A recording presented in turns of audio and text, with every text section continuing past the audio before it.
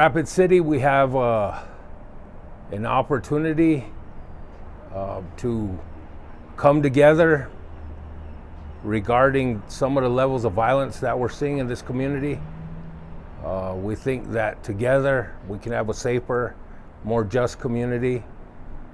We have a Community and Unity Peace and Healing 5K. We'll start at the Bandshell, Civic Center Bandshell. We'll walk up to Sioux Park, finish there with a barbecue. The registration for the event starts at 9 a.m. at the Civic Center. Be all said and done by noon. These issues are community issues that warrant community strategies and community solutions.